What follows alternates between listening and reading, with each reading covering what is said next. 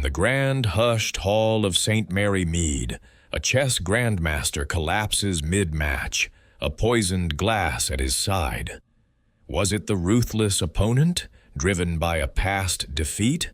The nervous referee, hiding a stained secret? The ambitious organizer, guarding her tournament's fate? Or the obsessive fan, whose devotion masks darker truths?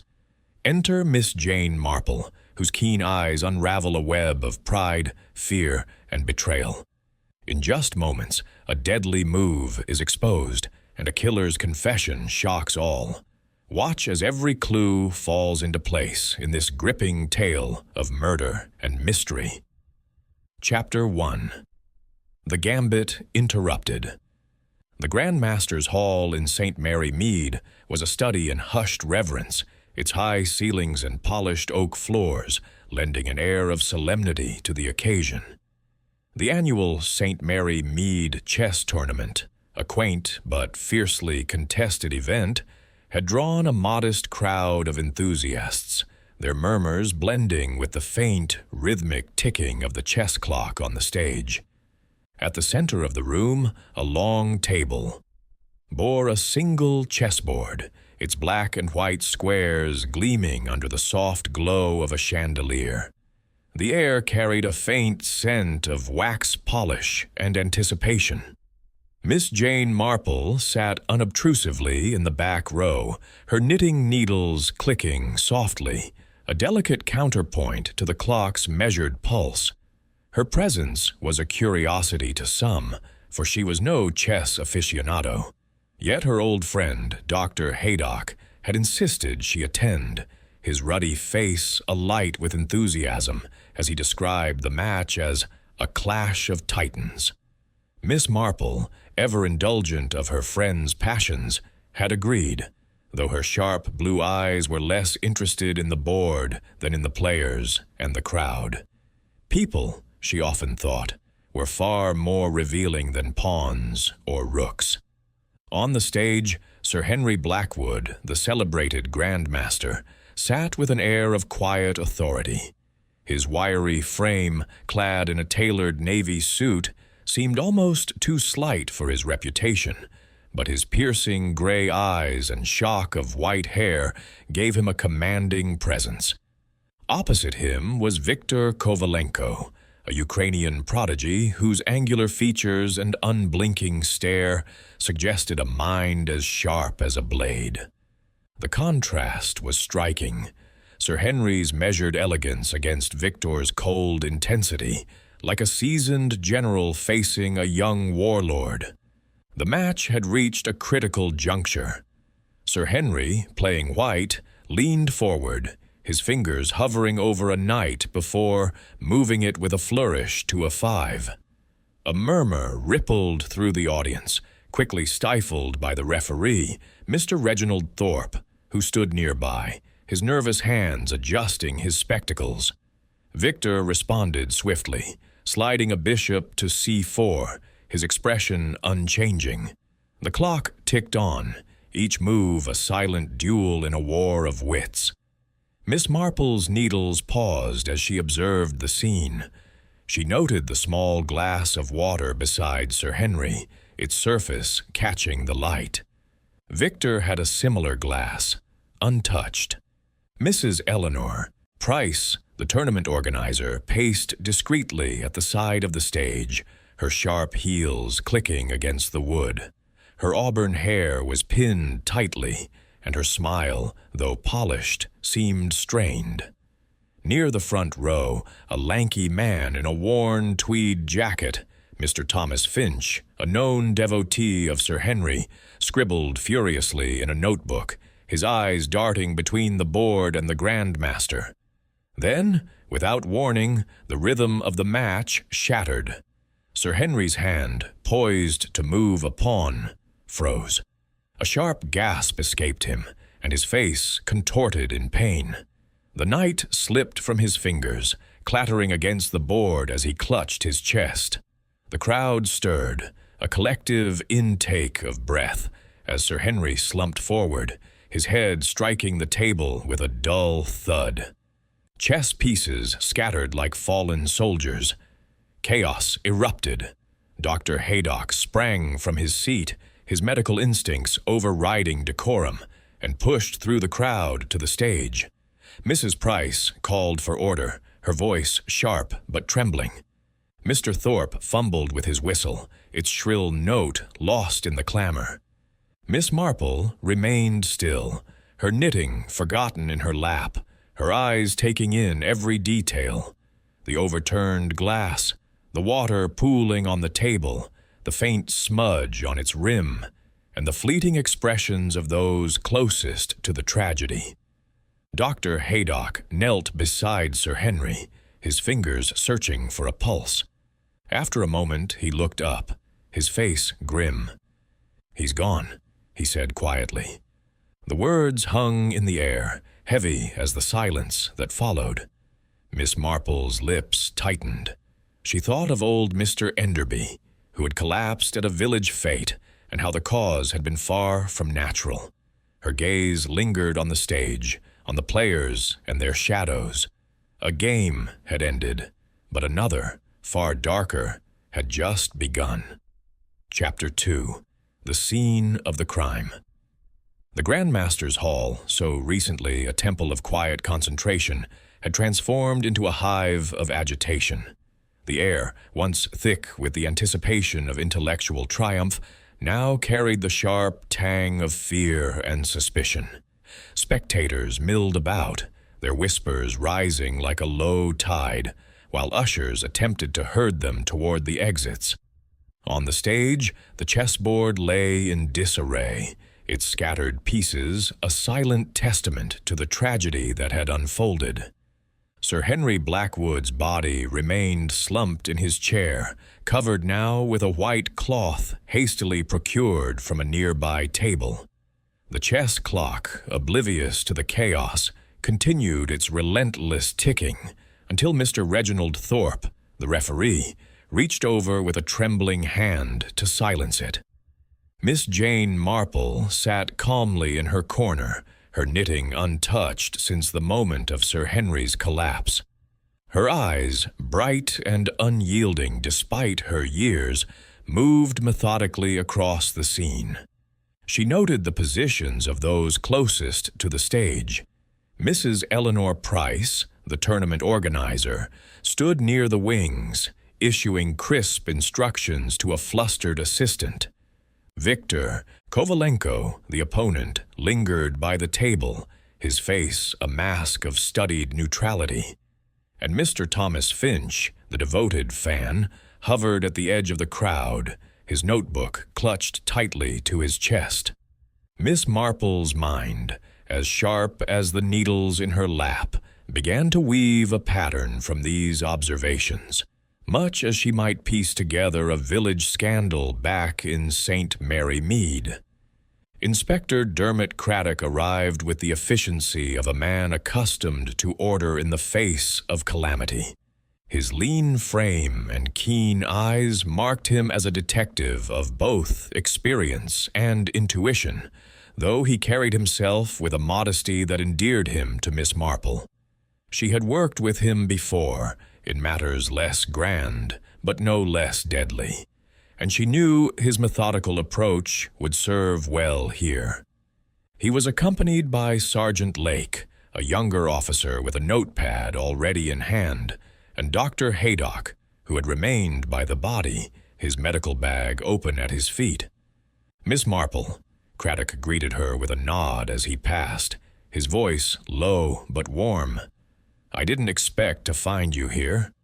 "Nor I, Inspector," she replied, her tone mild, but her gaze sharp. "Dr. Haydock insisted I witness the chess, but it seems I've stumbled into something rather more serious."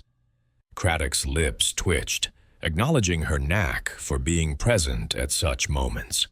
He turned his attention to the stage, where Dr. Haydock was concluding his preliminary examination. "Poison," the doctor said quietly, rising to meet Craddock. "I'd stake my reputation on it. No external injuries, no signs of a heart attack or stroke.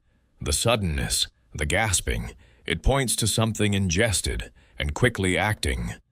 Craddock's eyes narrowed. Ingested how? Dr. Haydock gestured to the glass of water beside Sir Henry's chair, now overturned, its contents pooling on the polished table. That's the likely culprit. He drank from it during the match, I saw him. Half empty when he collapsed. Miss Marple, listening from her seat, noted the glass. It was plain, unremarkable, like those provided to both players. Yet there was something about it, a faint smudge on the rim, barely visible in the stage lighting. She thought of Mrs. Carter, a neighbor in St. Mary Mead, who once left a telltale mark on a teacup after tampering with its contents. Small things, Miss Marple knew, often held great significance. Craddock ordered the glass secured for analysis, along with the chessboard, the scattered pieces, and the clock. He instructed Sergeant Lake to seal the stage and ensure no one tampered with the scene. The spectators were finally ushered out, leaving only the key figures: Victor Kovalenko, Mr. Thorpe, Mrs. Price, and Mr. Finch, all of whom Craddock deemed persons of interest. Miss Marple, though not officially involved, was permitted to remain, a courtesy born of Craddock's respect for her insight. The inspector began with a survey of the stage. The table was simple, its surface bare save for the chessboard, the clock, and the 2 glasses of water, one for each player. Victor's glass remained full, untouched, a detail Miss Marple tucked away. A small side table, positioned just off stage, held a pitcher of water and several spare glasses, presumably for refills. Mrs. Price had overseen the setup, ensuring the players' needs were met. But who had filled the glasses? Miss Marple's eyes lingered on the pitcher, its handle slightly askew, as if recently handled. Craddock turned to the suspects, his voice calm but firm. No one leaves until we've established a timeline. Mr. Kovalenko, you were seated opposite Sir Henry. Did you see him drink from the glass? Victor, his angular face pale under the stage lights, shook his head. I was focused on the board. I noticed him take a sip, yes, but it was nothing unusual. We both had water. And you didn't drink from yours? Craddock pressed. Victor's eyes flickered, a movement so brief Miss Marple might have missed it had she not been watching closely. I wasn't thirsty, he said, his accent clipped. The match was intense. I didn't think of it. Miss Marple's needles, though still, seemed to hum with her thoughts. She recalled young Peter, a boy in her village who claimed he wasn't hungry. When offered a cake he suspected was stale. Avoidance, she knew, could speak louder than actions. Craddock moved to Mr. Thorpe, who stood wringing his hands, his spectacles slipping down his nose. You were the referee, Mr. Thorpe. You were closest to the players. Did you see anything out of the ordinary? Thorpe's voice was high, nervous. Nothing, Inspector.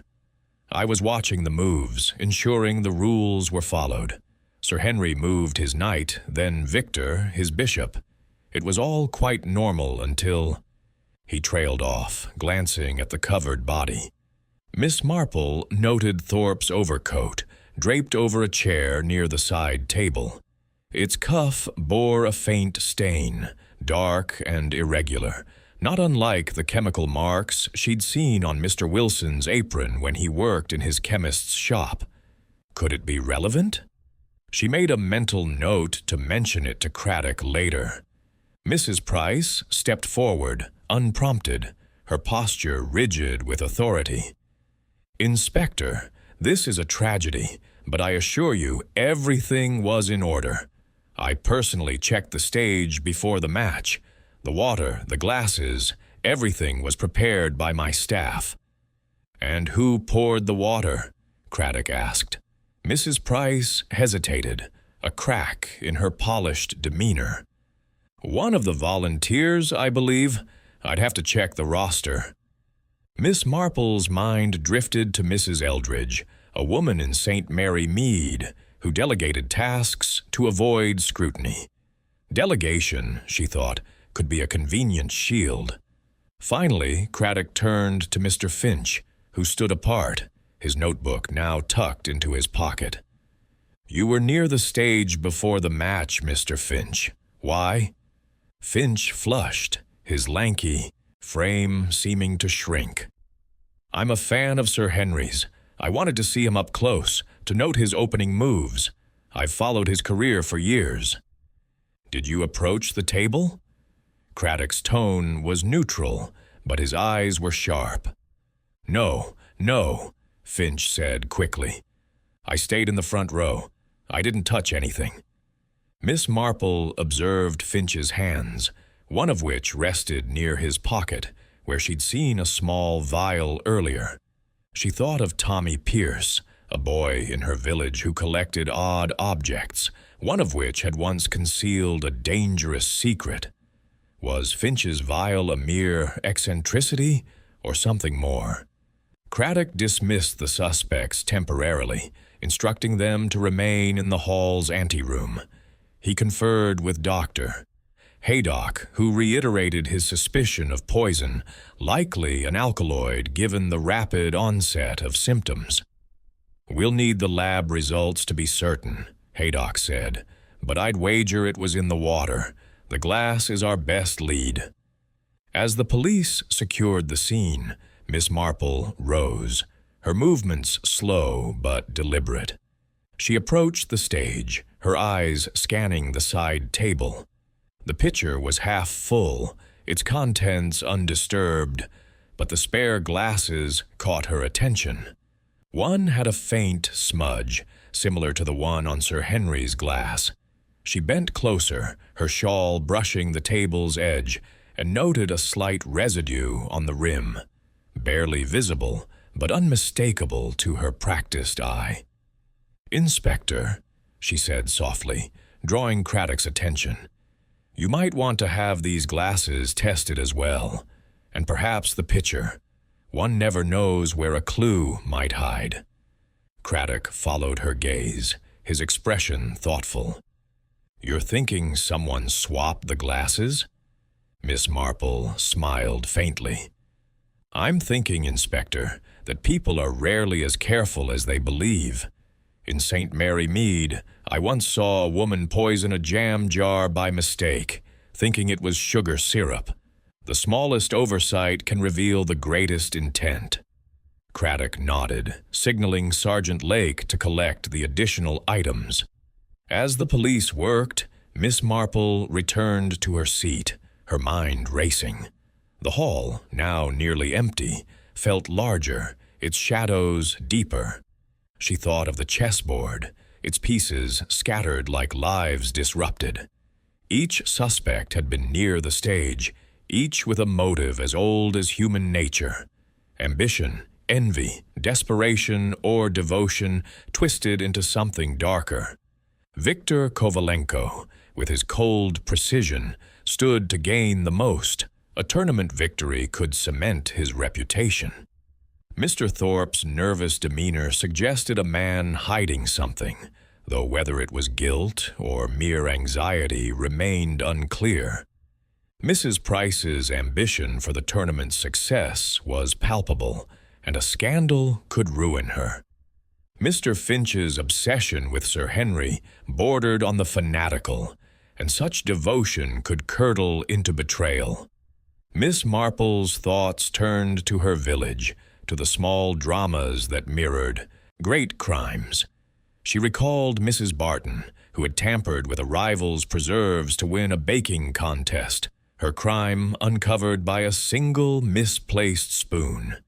Here, the stage was larger, the stakes higher, but the human heart, Miss Marple knew, was the same.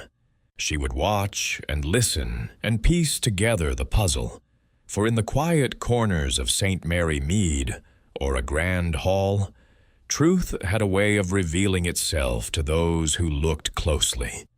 As the police continued their work, Miss Marple resumed her knitting, the soft click of her needles blending with the fading echoes of the tragedy. The game, she thought, was far from over. Chapter 3. The Opponent's Motive.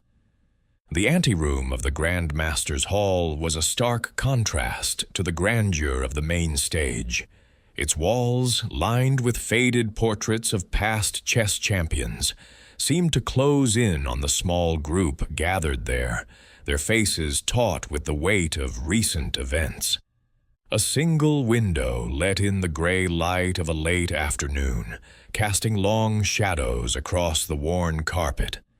Inspector Craddock had commandeered the room for interviews, and the air held a chill that had little to do with the weather. Miss Jane Marple sat in a corner, her knitting now a mere prop, her eyes alert as she observed the first suspect brought before Craddock, Viktor Kovalenko. Viktor sat rigidly in a wooden chair, his lean frame encased in a dark suit that seemed tailored to accentuate his angular features. His hands, resting on his knees, were steady, but Miss Marple noted the faint tightening of his jaw, a sign she recognized from young Mr. Harris in St. Mary Mead, who had once tried to conceal a theft with a similar show of composure. Craddock stood before him, his notebook open, his demeanor calm but probing, like a surgeon preparing to make a precise incision. "Mr. Kovalenko," Craddock began, his voice even, "you were Sir Henry Blackwood's opponent. You were seated closest to him when he collapsed. Let's start with what you saw." Victor's pale blue eyes met Craddock's without flinching. "I saw nothing unusual, Inspector. We were in the middle of a match. My focus was on the board. Knight to f5, bishop to c4. He drank from his glass, yes, but I paid no attention to it. Then he gasped and fell. That's all." Craddock jotted a note, his pen scratching softly in the quiet room. "You claim you were winning. Is that correct?" Victor's lips curved slightly, not quite a smile. "I was 3 moves from checkmate. Sir Henry was a formidable player, but I had the advantage. His knight move was a misstep. I didn't need to resort to other means." Miss Marple's needles clicked once, a deliberate sound. She thought of her nephew Raymond, who had once described chess as a battlefield where pride could be as deadly as a blade. Victor's confidence bordered on arrogance, and arrogance, she knew, often masked vulnerability.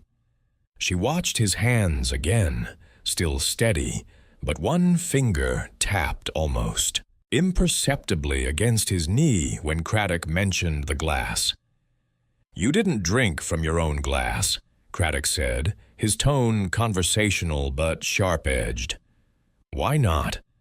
Victor shrugged, a gesture too casual for the setting. "I wasn't thirsty. The match demanded my full attention. Drinking would have been a distraction." Miss Marple's mind turned to a memory from St. Mary Mead. Mrs. Price, the vicar's wife, who had refused tea at a parish meeting, claiming she wasn't thirsty, only for it to emerge later that she feared the cup was laced with gossip, and perhaps something more tangible. Avoidance, Miss Marple mused, was rarely innocent. Craddock pressed further. "You and Sir Henry had a history, didn't you? A tournament in Prague 2 years ago. You lost to him in the final round." Victor's eyes narrowed, a flicker of something, anger perhaps, crossing his face before he regained control. "Yes, I lost. It was a fair match. Sir Henry was brilliant then, as always. I respected him." "Respected him enough to want revenge?" Craddock's question was blunt, designed to provoke. Victor leaned forward, his voice low and controlled. "Inspector, I am a professional. Chess is my life. If I wanted to defeat Sir Henry, I would do it on the board, not with poison. Revenge is for amateurs. Miss Marple tilted her head, her expression serene, but her mind racing. Victor's words were polished, but she sensed a crack beneath the surface. She recalled a conversation with her friend Colonel Bantry, who had once spoken of soldiers who hid their fear behind bravado. Victor's insistence on his professionalism felt like such a shield. She made a mental note of his glance toward the door, as if calculating an escape, though whether from the room or the accusation, she could not yet say. Craddock shifted tactics. You were near the table during the break before the match resumed. Did you touch anything? The glasses, perhaps. Victor's posture stiffened. I adjusted my own glass, nothing more. The table was crowded, Sir Henry's glass, the clock, the board. I had no reason to touch his things. Miss Marple's eyes narrowed slightly. The break, she thought, was a critical moment. The hall had been bustling with spectators stretching their legs, officials checking the setup, and volunteers moving about. She recalled seeing Victor rise from his seat, his hand brushing the table as he spoke briefly to Mr. Thorpe. Had it been a casual adjustment or something more deliberate? She thought of Mr. Simmons, the grocer in her village, who once adjusted a scale to tip in his favor, a small act that revealed a larger deceit. Craddock made a note, then stepped back. Very well, Mr. Kovalenko. You'll remain here until we've spoken to the others. Don't leave the building. Victor nodded curtly and returned to his seat in the anteroom, his expression unreadable. Miss Marple watched him go, her mind turning over his words. 3 moves from checkmate, he had said. A victory so close might have been enough for some, but for others, the need to ensure it could drive desperate measures. She thought of the smudge on Sir Henry's glass, the untouched water in Victor's. Was it caution or calculation? Craddock turned to Miss Marple, his voice low. What do you make of him? She folded her hands over her knitting, her smile gentle, but her eyes sharp. He's a clever young man, Inspector. Clever enough to know how to present himself. But clever people, you know, sometimes overestimate their own control. In St. Mary Mead, we had a young man, Robert, who thought he could outwit everyone with his charm. He nearly did, until he forgot one small detail. A letter he shouldn't have kept. Craddock's lips twitched. You think Kovalenko's hiding something?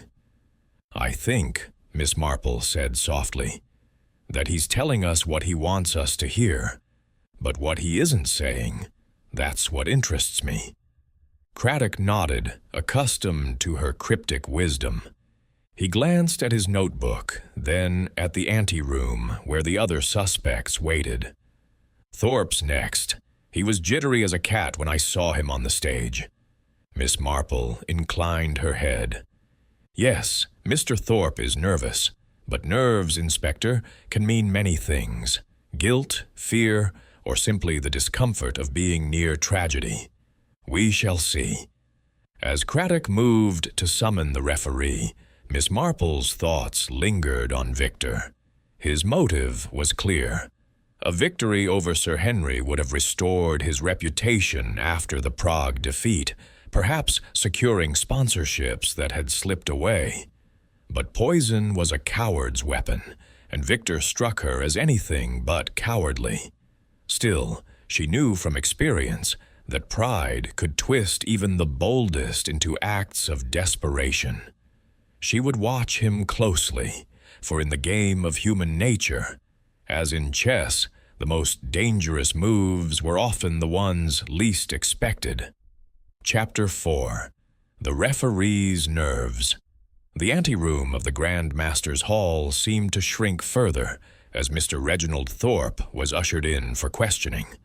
The faded portraits of chess champions on the walls loomed like silent judges, their stern gazes adding weight to the already tense atmosphere. A single lamp cast a dim glow, leaving corners of the room in shadow, and the faint creak of the floorboards underfoot punctuated the silence. Inspector Craddock stood by a small table, his notebook open, his expression one of patient scrutiny. Miss Jane Marple remained in her corner, her knitting untouched, her eyes keen as they followed Thorpe's every movement. She noted the way he adjusted his spectacles repeatedly, a gesture that reminded her of Mr. Clements, the St. Mary Mead schoolmaster, who fidgeted when confronted with an unpaid bill. Mr. Thorpe was a man of late middle age, his slight frame hunched as if bearing an invisible burden. His gray suit was neatly pressed but worn at the cuffs, and his thin face bore the pallor of someone unaccustomed to the spotlight. As he sat, his hands twisted together, fingers interlocking and releasing in a restless dance. Craddock, ever observant, allowed the silence to stretch, a tactic Miss Marple appreciated for its ability to unsettle. "Mr. Thorpe," Craddock began, his voice steady but carrying an edge of authority. "You were the referee for the match. Your role put you closer to the players than almost anyone else. Tell me what you saw." Thorpe's spectacles slipped down his nose, and he pushed them back with a trembling finger. I was watching the game, Inspector. My job was to ensure fair play, to note the moves, to manage the clock. Sir Henry moved his knight to a5. Then Mr. Kovalenko responded with his bishop. Everything was in order until Sir Henry collapsed.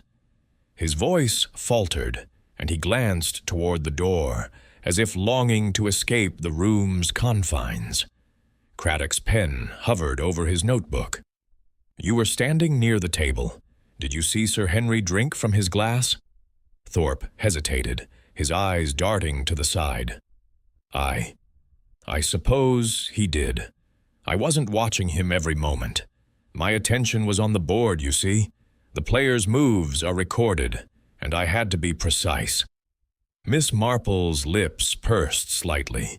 She thought of Mrs. Hargreaves, a busybody in her village, who claimed to have seen nothing when a neighbor's silver went missing, yet her fidgeting hands had betrayed her knowledge.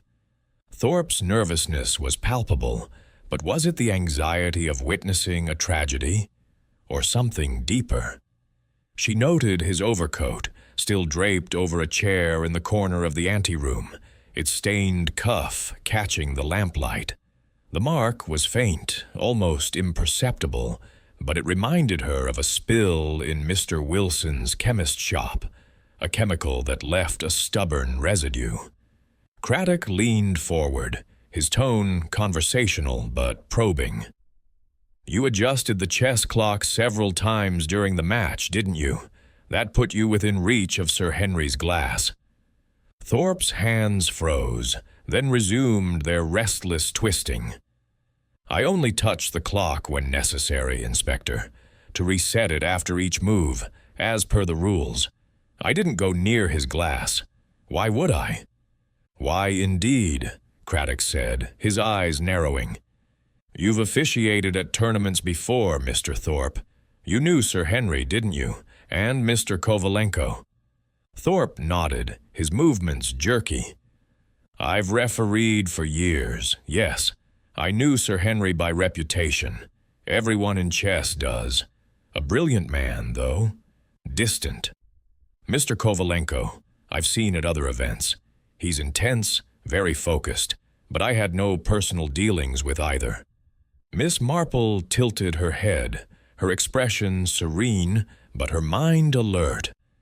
Thorpe's claim of detachment rang hollow, like Mr. Dawson, the St. Mary Mead postmaster, who insisted he never gossiped, yet knew every detail of the village's secrets. She recalled the brief exchange she'd seen between Thorpe and Victor during the match's break, a moment when Thorpe's hand had lingered near the table. Had it been to adjust the clock, or something else?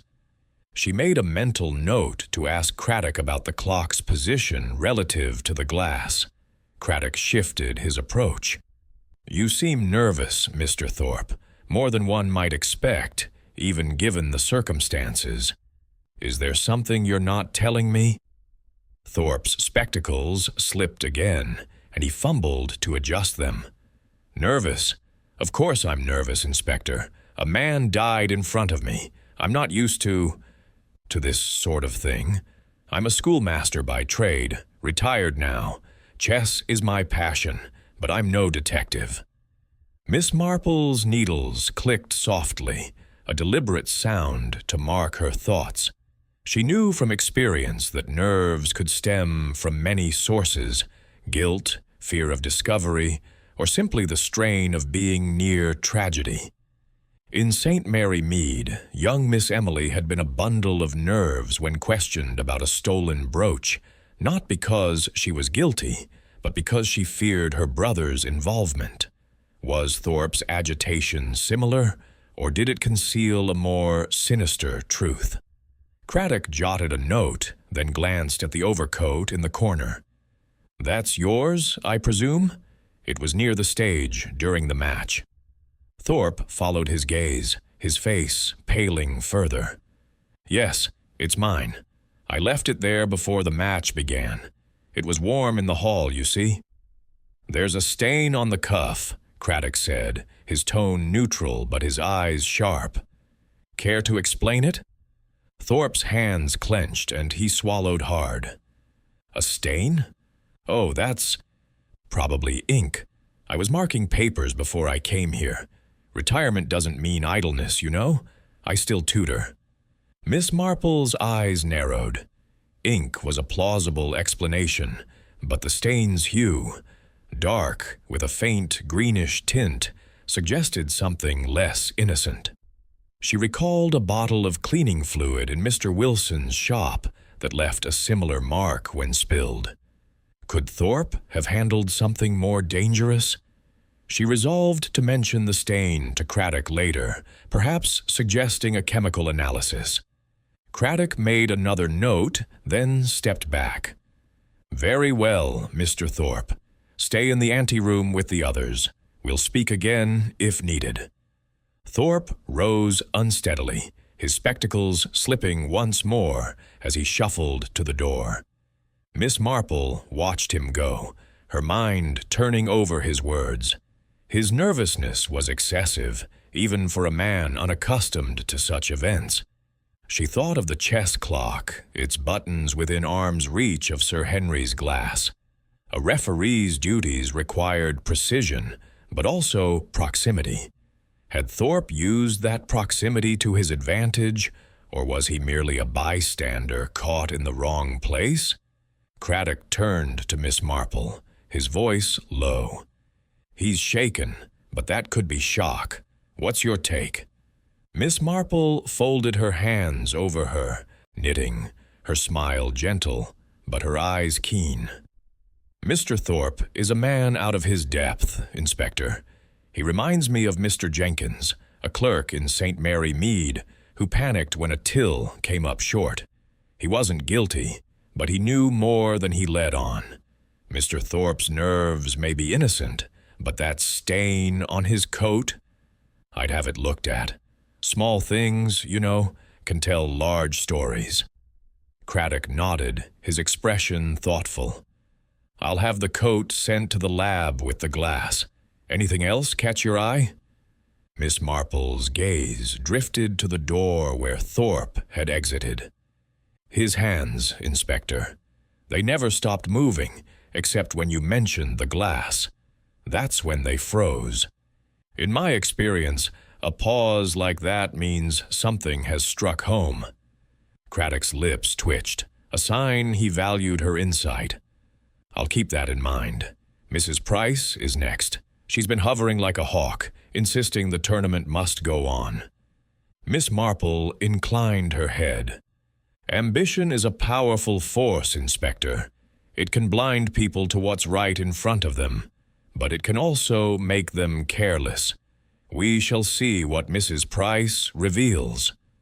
As Craddock moved to summon the organizer, Miss Marple's thoughts lingered on Thorpe. His role as referee gave him access, opportunity, and a veneer of neutrality. Yet his nerves suggested a man wrestling with something, guilt, fear, or perhaps knowledge he dared not share. She thought of the chessboard, its pieces scattered in the chaos of Sir Henry's collapse. Each suspect was a piece in this new game, and Thorpe, with his trembling hands and stained coat, was one she would watch closely. Chapter 5. The Organizer's Ambition. The anteroom of the Grand Master's Hall felt increasingly claustrophobic as the day wore on, its dim lighting and heavy air pressing down on those within. The portraits of past chess champions seemed to watch with growing disapproval, their eyes following the movements of the remaining suspects. Mrs. Eleanor Price, the tournament organizer, entered with the poise of a woman accustomed to command.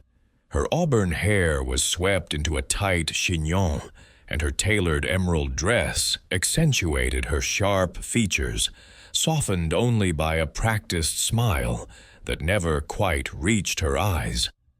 Inspector Craddock stood ready, his notebook a familiar extension of his calm authority, while Miss Jane Marple sat quietly in her corner, her knitting a silent witness to the unfolding drama. Her eyes, bright and discerning, missed nothing as Mrs. Price settled into the chair opposite Craddock. Mrs. Price crossed her legs, her posture impeccable, and folded her hands in her lap. "Inspector," she began, her voice smooth but with a hint of steel.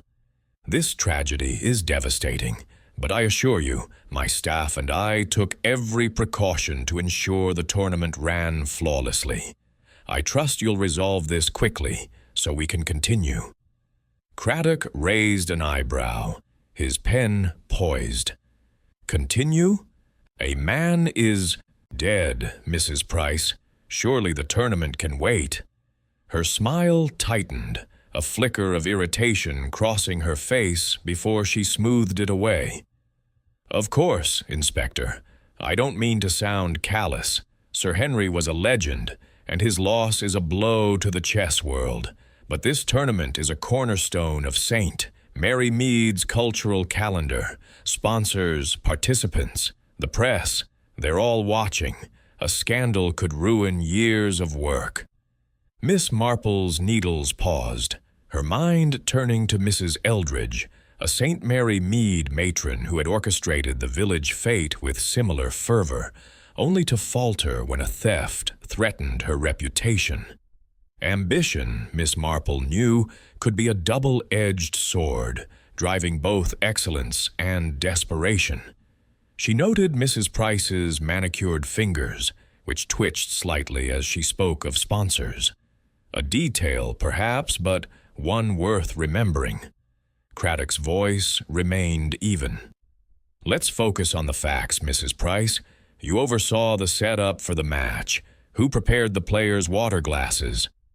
Mrs. Price's eyes flickered, a brief hesitation that Miss Marple caught.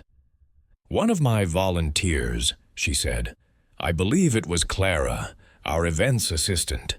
She filled the pitcher and set out the glasses before the match began. It's standard procedure." "And you inspected the setup yourself?" Craddock pressed. "Of course," Mrs. Price replied, her tone brisk. "I checked the stage an hour before the match. The chessboard, the clock, the water. Everything was in order. I take my responsibilities seriously, Inspector."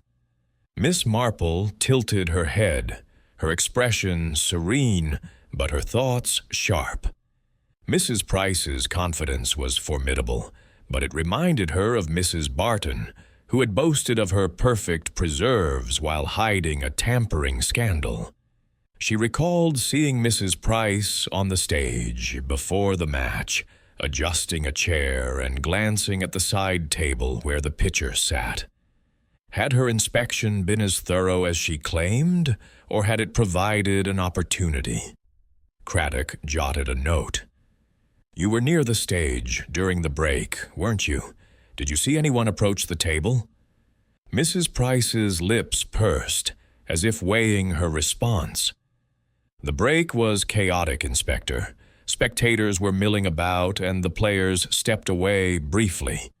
I was ensuring the volunteers kept order. I didn't notice anything unusual." Miss Marple's eyes narrowed slightly. The break, she thought, was a critical window. She recalled the bustle of the hall, spectators stretching, ushers directing traffic, and the side table momentarily unattended. Mrs. Price had been near it, her clipboard in hand, her attention seemingly everywhere.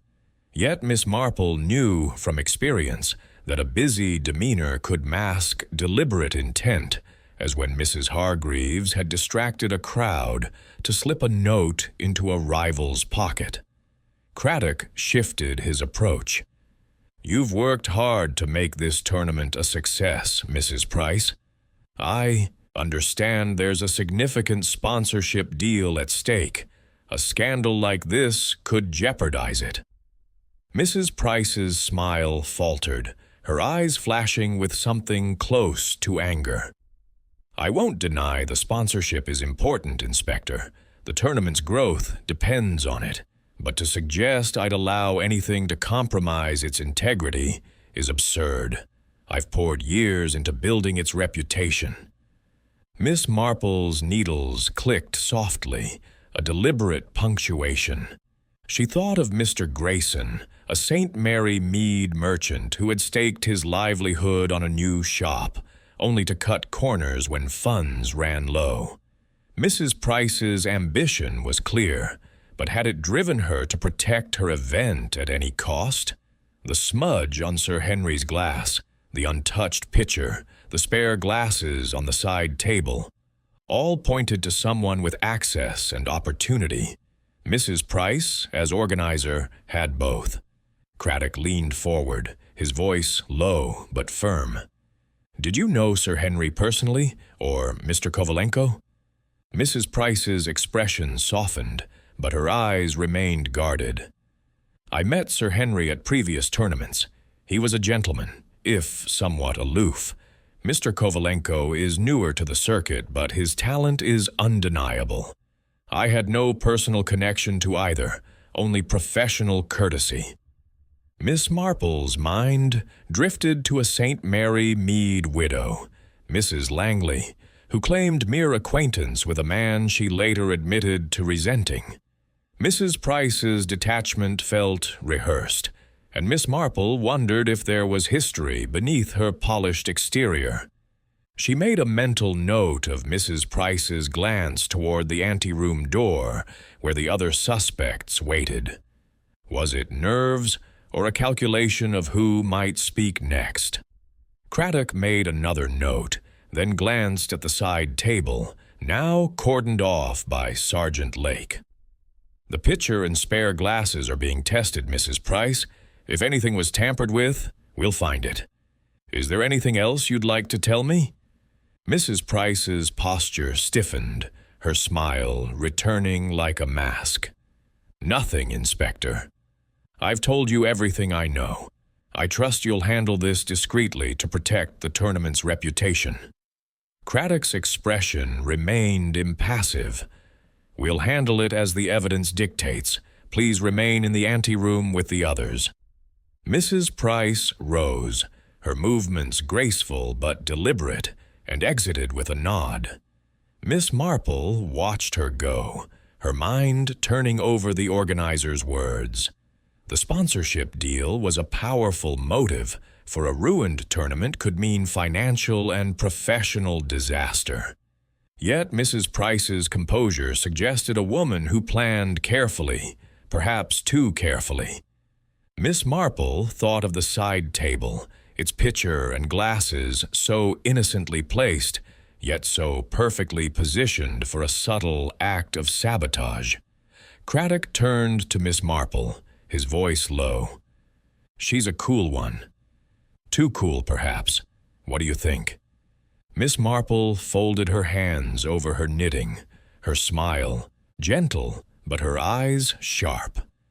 "Mrs. Price is a woman who knows how to manage appearances, Inspector. She reminds me of Mrs. Eldridge, who ran our village fete with an iron hand, but faltered when her plans went awry. Ambition can make one bold, but it can also make one reckless. I'd look closely at that side table, Inspector, and at who had access to it before the match began." Craddock nodded, his pen tapping his notebook. "The volunteers, then. This Clara, she mentioned. I'll track her down. Anything else?" Miss Marple's gaze drifted to the door where Mrs. Price had exited. "Her eyes, Inspector. They flickered when you mentioned the break. She was there, and she saw more than she's saying. In St. Mary Mead, I once saw a woman hide a theft by claiming she was too busy to notice. Mrs. Price is busy, but not too busy to observe." Craddock's lips twitched, a sign he valued her insight. "Finch is next. He's an odd one, clutching that notebook like it's his lifeline." Miss Marple inclined her head. "Obsession can be as dangerous as ambition, Inspector. Mr. Finch's devotion to Sir Henry may tell us more than he intends. We shall see."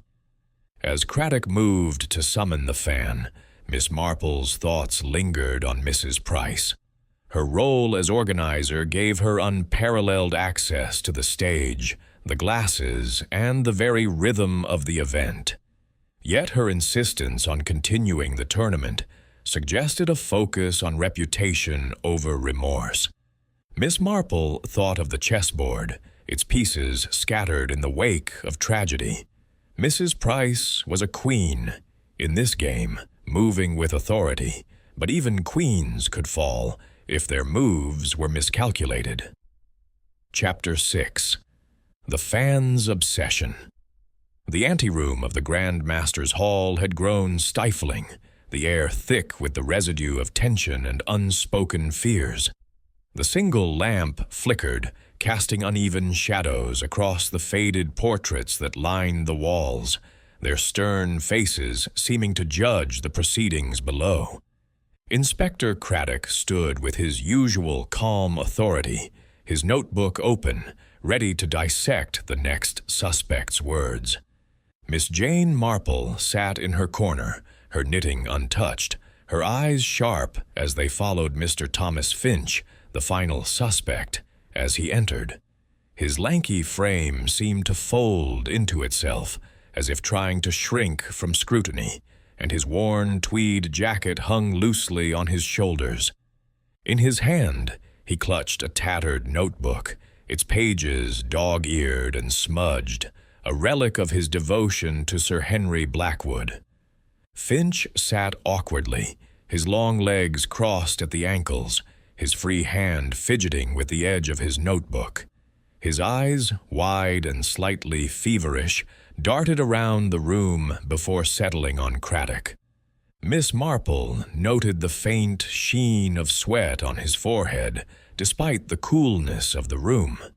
He reminded her of young Tommy Pierce from St. Mary Mead, a boy whose obsession with collecting odd trinkets had once led him to hide a stolen locket, not out of malice, but from a misguided need to possess something precious. "Mr. Finch," Craddock began, his tone measured but probing, "you were in the front row during the match, close to the stage. You're a known admirer of Sir Henry Blackwood. Tell me about your movements before and during the game." Finch's fingers tightened around his notebook, his knuckles whitening. "I was there to watch Sir Henry, Inspector. He is a genius. I've followed his career for years, studied his games. I was taking notes on his opening moves. King's pawn to f4, knight to f3. I didn't do anything wrong. Craddock's pen scratched softly against his notebook. You were seen near the stage before the match began. Did you approach the table? Finch's eyes widened, and he shook his head vigorously. No. I stayed in my seat. I wanted to see Sir Henry up close, to feel the energy of his game. But I didn't touch anything. I wouldn't. Miss Marple's gaze lingered on Finch's hand, still clutching the notebook. She recalled seeing him earlier, during the bustle before the match, standing closer to the stage than strictly necessary. His other hand had rested near his pocket, where she'd glimpsed a small vial, its shape catching the light. Was it a harmless keepsake, like the trinkets Tommy Pierce hoarded, or something more sinister? She thought of Miss Pollitt, a saint, Mary Mead seamstress who carried a vial of lavender oil, claiming it calmed her nerves, but which had once concealed a more dangerous substance. Craddock leaned forward, his voice calm but insistent. You're a dedicated fan, Mr. Finch. Some might say obsessed. Did you ever resent Sir Henry for his success, or perhaps feel he didn't acknowledge you? Finch's face flushed, a mix of indignation and distress. Resent him? Never. He was my idol. I wrote to him once, years ago, after his Prague victory. He didn't reply, but I understood. He was a busy man. I just wanted to be near his brilliance. Miss Marple's lips pursed slightly. Obsession, she knew, could twist admiration into something darker.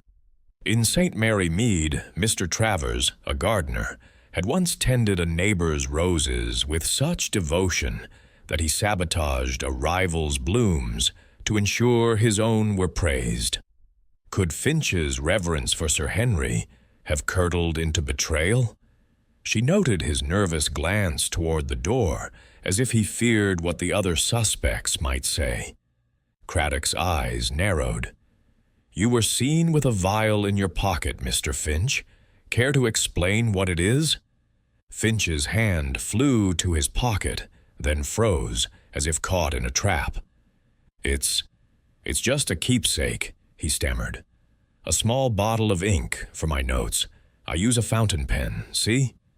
He pulled the vial from his pocket, revealing a small glass container with a dark liquid inside. It's nothing harmful, I swear. Craddock took the vial, holding it to the light. The liquid was opaque, its hue indeterminate in the dim room. We'll have this tested, Mr. Finch. If it's ink, you've nothing to worry about. Miss Marple's needles clicked once, a deliberate sound. The vial's size and shape were troublingly familiar, reminiscent of a bottle of cleaning fluid Mr. Wilson once showed her, which could be mistaken for ink, but was far more dangerous. She made a mental note to suggest Craddock compare its contents to the stain on Thorpe's coat. Obsession, she thought, could lead to strange possessions, and strange possessions could lead to dark deeds. Craddock shifted his approach. During the break, Mr. Finch, you were near the front. Did you see anyone approach the table? Sir Henry's glass? The pitcher? Anything? Finch's eyes flickered, and he licked his lips nervously. It was crowded, Inspector.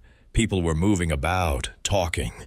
I saw Mr. Thorpe adjust the clock, and Mrs. Price was checking something on her clipboard. Mr. Kovalenko stepped away for a moment, I think. I was focused on my notes, though. I didn't see anything suspicious. Miss Marple tilted her head, her expression serene, but her mind racing. Finch's account aligned with the others, yet his hesitation suggested he had seen more than he admitted. She recalled Mrs. Langley, a St. Mary Mead widow who claimed ignorance of a neighbor's quarrel, but later confessed to overhearing a crucial argument. Finch's devotion to Sir Henry might have made him hyper-aware of the stage, yet he was reluctant to share. Was it fear of implicating someone or himself? Craddock made a note, then stepped back. "You're very attached to that notebook, Mr. Finch. Mind if I take a look?" Finch clutched it tighter, his face paling. "It's just my notes, Inspector. Sir Henry's games, his strategies. It's personal, but I suppose you can see it." He handed it over reluctantly, his fingers lingering on the cover. Craddock flipped through the pages, revealing meticulous diagrams of chess positions, dates, and annotations in a cramped, fervent hand. Some pages bore sketches of Sir Henry, his profile, his hand moving a piece. The detail was unsettling, almost idolatrous. Miss Marple thought of young Miss Emily, who kept a diary of her beloved's every move, not out of love, but to control him. Finch's notebook, she suspected, held more than chess moves. Craddock returned the notebook, his expression unreadable. "Stay in the anteroom, Mr. Finch. We'll speak again if necessary." Finch nodded, clutching the notebook as he shuffled to the door. Miss Marple watched him go, her mind turning over his words and actions. His obsession with Sir Henry was clear, but obsession could manifest in many ways: adoration, envy, or a need to possess something of the idol's greatness. The vial, the notebook, his proximity to the stage, all were pieces of a puzzle that did not yet fit. Craddock turned to Miss Marple, his voice low. "He's an odd one. That notebook's practically a shrine. What do you make of him?" Miss Marple folded her hands over her knitting, her smile gentle, but her eyes keen. "Mr. Finch is a man consumed, Inspector. He reminds me of Tommy Pierce, a boy in St. Mary Mead who collected trinkets to feel closer to those he admired. But such devotion can turn dark. That vial troubles me. It may be ink, but it may not.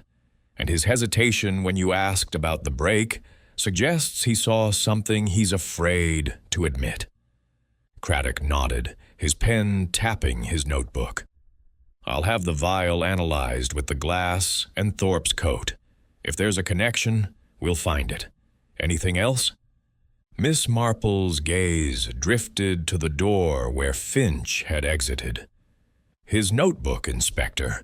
It's more than a record of games. It's a window into his mind.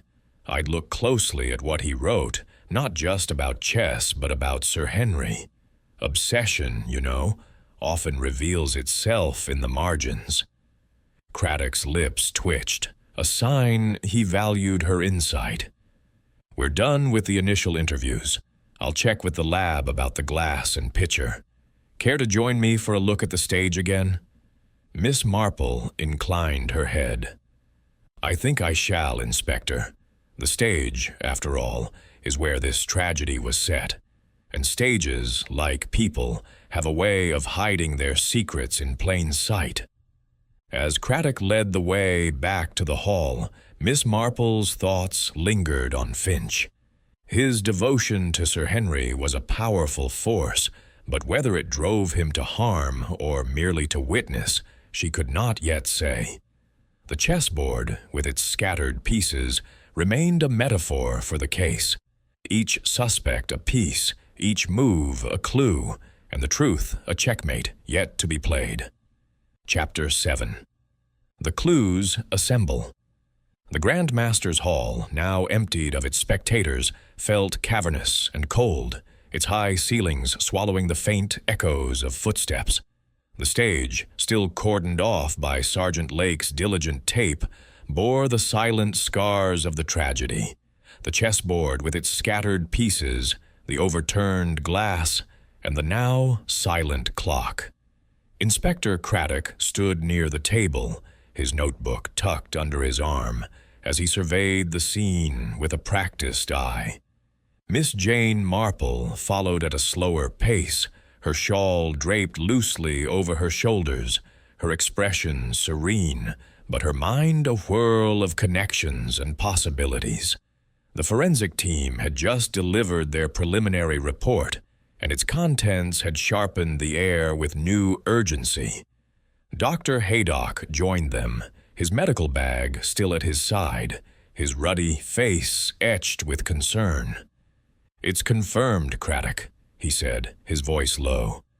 "The poison was a fast-acting alkaloid, likely strychnine or a derivative, found in the water from Sir Henry's glass. The smudge on the rim tested positive for the same substance, suggesting it was applied there deliberately." Craddock's eyes narrowed as he glanced at the glass, now sealed in an evidence bag. So, someone tampered with it directly. Not in the pitcher. Haydock shook his head. The pitcher and spare glasses were clean. The poison was specific to Sir Henry's glass.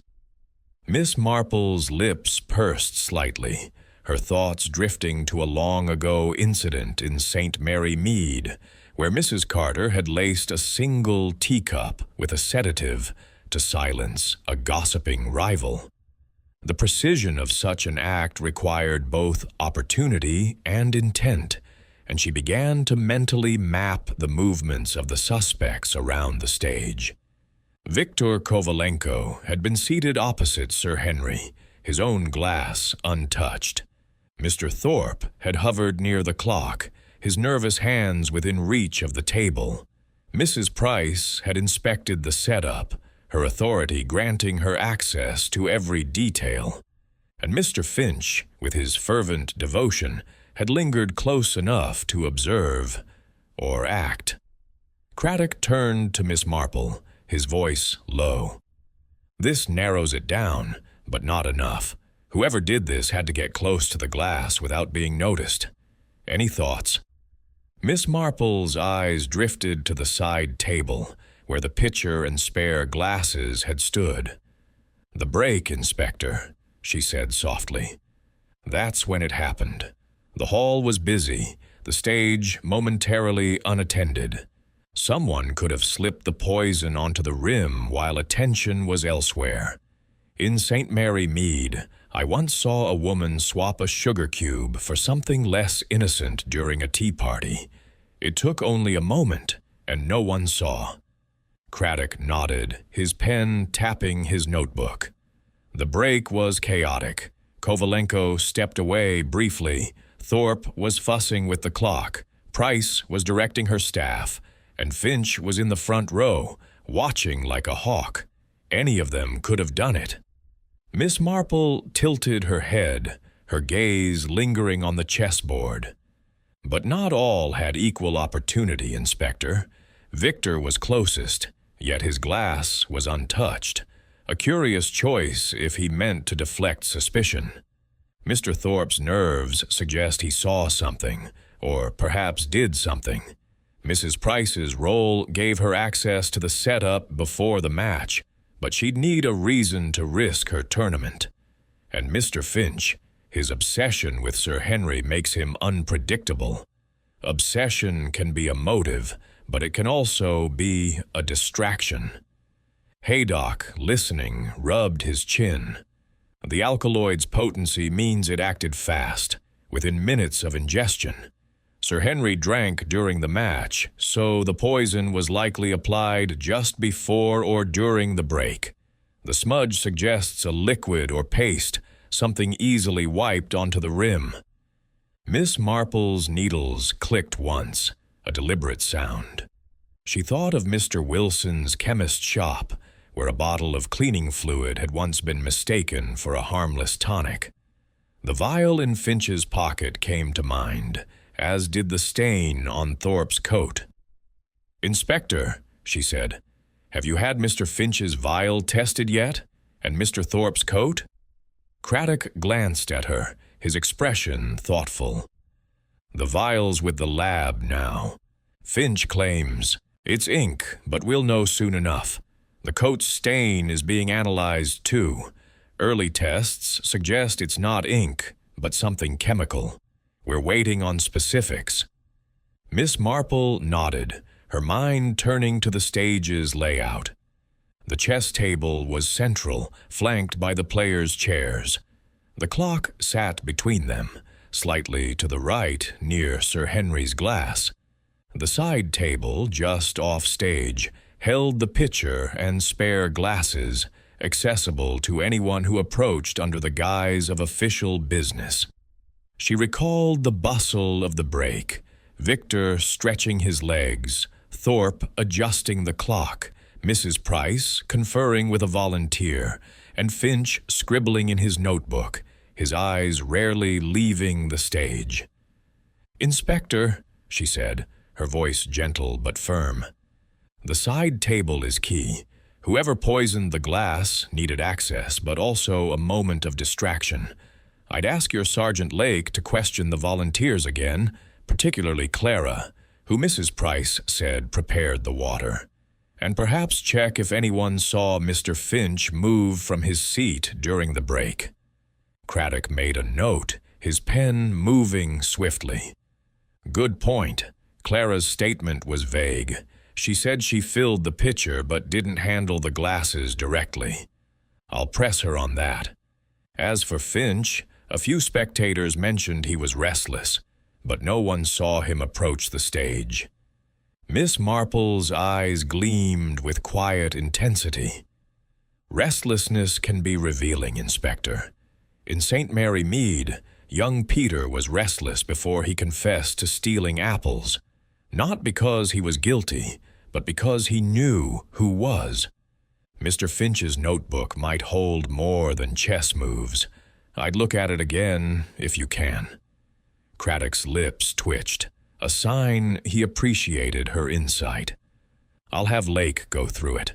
There were sketches of Sir Henry, almost obsessive in detail. If there's a clue there, we'll find it." Haydock, who had been listening quietly, interjected.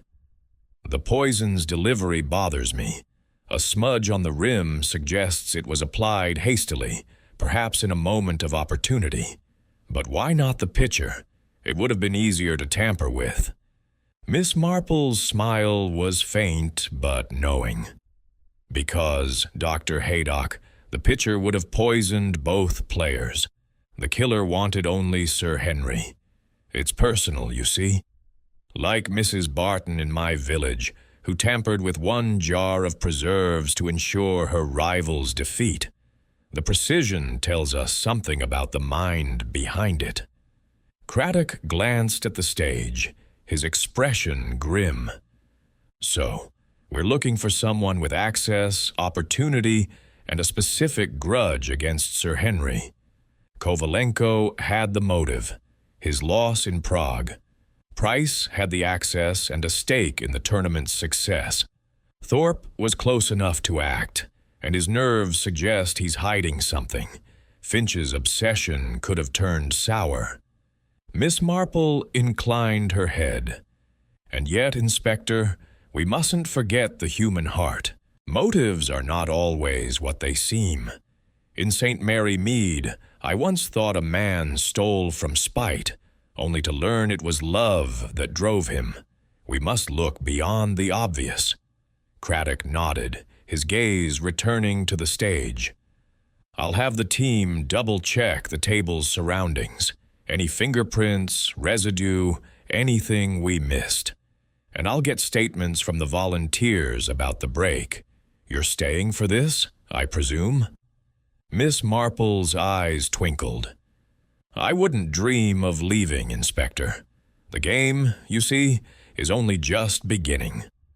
As Craddock moved to confer with Sergeant Lake, Miss Marple's thoughts turned to the suspects, each a piece on this deadly board.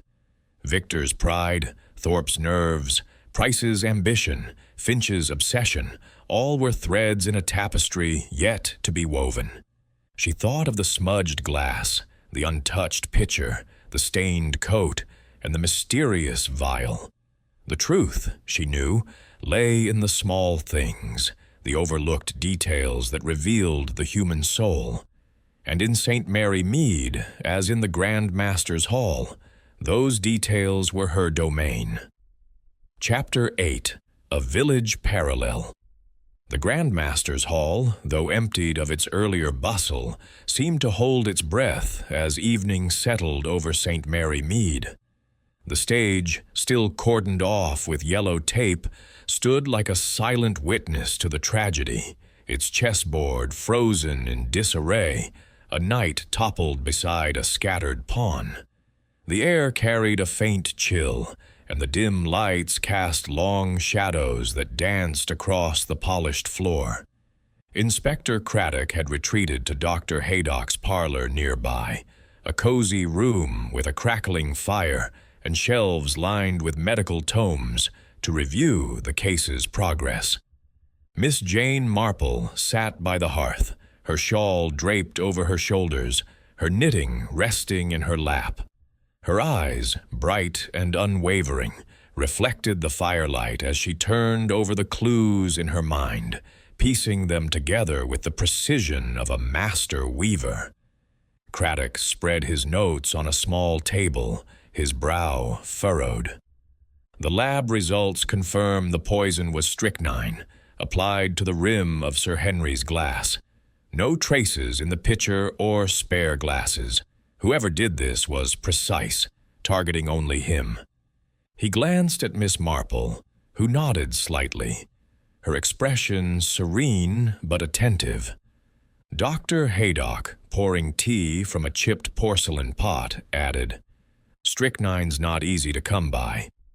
It's controlled, used in small doses for medical purposes or pest control, but you'd need access to a chemist or a lab. The smudge suggests it was applied as a liquid, likely during the break."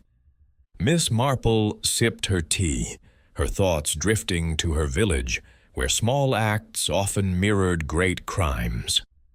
"It reminds me of a scandal in St. Mary Mead," she said softly, her voice carrying the weight of memory. Mrs. Barton, a respectable woman, once tampered with a rival's preserves to win a baking contest. She used a distraction, a spilled tray of scones, to slip a bitter herb into the jar. No one noticed until the judge fell ill. The method was simple, but the intent was clear. I wonder if we have a similar distraction here. Craddock's pen paused over his notebook. A distraction? You mean during the break? Miss Marple nodded, her eyes gleaming. The hall was crowded, Inspector. Spectators moving, volunteers bustling, the players stepping away. It was a moment of chaos, perfect for a subtle act. Someone could have approached the table under the guise of routine, adjusting the clock, checking the setup, or even dropping something to draw eyes elsewhere. Haydock leaned forward, his teacup forgotten. "You're thinking someone orchestrated a diversion, like that cough you mentioned earlier? It was loud, I remember, right before Sir Henry returned to his seat." Miss Marple's lips curved slightly. "Exactly, Doctor. In St. Mary Mead, distractions are common in mischief. Young Peter once tipped a bucket of apples to cover a theft. I'd wager that cough was no accident. It drew attention, even if only for a moment." Craddock jotted a note, his expression thoughtful.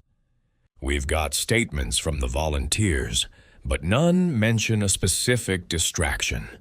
Clara, Mrs. Price's assistant, said she was refilling water jugs at the back, not near the stage. The other volunteers were vague, too busy to notice much. But I'll have Lake ask about that cough. Someone in the audience might have seen who started it." Miss Marple's needles clicked once, a deliberate punctuation. She thought of the suspect's movements during the break, Viktor Kovalenko stretching his legs, his hand brushing the table, Mr. Thorpe fussing with the clock, his stained coat nearby, Mrs. Price directing her staff, her clipboard a shield of authority, and Mr. Finch scribbling in his notebook, his eyes fixed on the stage. Each had opportunity, But the cough suggested a plan, a moment orchestrated to mask the act of poisoning. Craddock flipped through his notes. The lab's still analyzing Finch's vial and Thorpe's coat. Early results suggest the stain on the coat isn't ink, possibly a chemical residue, but they need more time. Finch's vial looks like ink, but they're testing for contaminants. Any thoughts on where to look next? Miss Marple set her teacup down, her hands folding over her knitting. The side table, Inspector. It's been overlooked, but it's where the glasses were before they reached the players. Mrs. Price said Clara filled the pitcher. But who placed the glasses on the chess table, and who had access to them before? In St. Mary Mead, I once found a clue in a forgotten teapot, left on a sideboard during a fete. Small places hide large secrets. Craddock nodded, his pen moving swiftly. I'll have Lake check the side table for fingerprints or residue, and I'll re-interview Clara about the glasses. She seemed nervous, but that could be the shock of the situation. Miss Marple's eyes drifted to the fire, its flames casting patterns that mirrored her thoughts. Shock, Inspector, or perhaps guilt. In my village, Miss Emily was nervous when questioned about a stolen brooch, not because she took it, but because she knew who did. Clara may know more than she's saying, even if she's not the culprit. Haydock, listening intently, interjected. The precision of the poison's application bothers me. Strychnine on the rim means the killer knew Sir Henry would drink soon after the break. It's bold, almost theatrical. Miss Marple's smile was faint, but knowing. Theatrical, yes, like a chess move calculated to surprise. Whoever did this understood timing, Doctor. They knew Sir Henry's habits, perhaps that he sipped water during intense moments. That suggests familiarity, or careful observation. Craddock's eyes narrowed. Familiarity points to Kovalenko or Finch. Kovalenko faced him in matches before, knew his patterns. Finch studied his every move, judging by that notebook. Price and Thorpe had access, but less personal connection. Miss Marple inclined her head. Don't discount connection, Inspector. Mrs. Price met Sir Henry at past tournaments, and ambition can forge its own familiarity. Mr. Thorpe, as referee, observed both players closely. In St. Mary Mead, I once thought a crime was personal, only to find it was driven by a professional slight. We must look at both heart and mind. Craddock closed his notebook, his expression resolute. I'll have the team focus on the side table and Clara's statement, and I'll press the lab to hurry on the vial and coat. Anything else, Miss Marple? She looked toward the window, where the evening light had faded to dusk. The cough, Inspector. Find out who was in the audience near it, and Mr. Finch's notebook. Look beyond the chess moves. His sketches of Sir Henry may reveal more than he intends. In my experience, obsession leaves traces, like footprints in a garden. Craddock's lips twitched, a sign he valued her insight. I'll have Lake go through the notebook again. You're staying, I presume? Miss Marple's eyes twinkled. Oh, yes, Inspector. I wouldn't miss the next move for the world.